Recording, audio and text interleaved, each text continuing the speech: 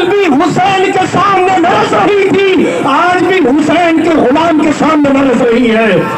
और मैं उन लोगों को बताना चाहता हूं जिन्होंने हमारी रगों से खून निचोड़ कर अपने महल्लात की सलेबे बुलंद कर लिए हैं। मैं उन लोगों को बताना चाहता हूं जिन्होंने हमारे खून से मैकशी कर करके अपने पब लंदन में, इंग्लिश में और दुबई में भर लिए हैं।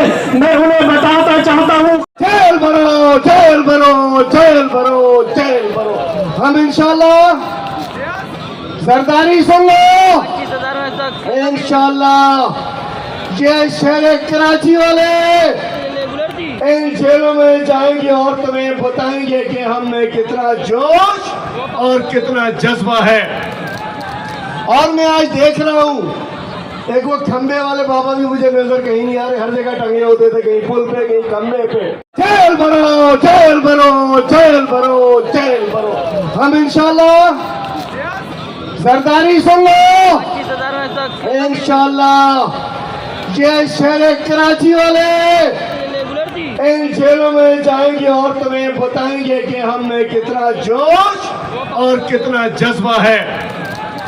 और मैं आज देख रहा हूं एक वो खंबे वाले बाबा भी मुझे नजर कहीं नहीं आ रहे, हर जगह टंगे होते थे, कहीं पुल पे कहीं खंबे पे।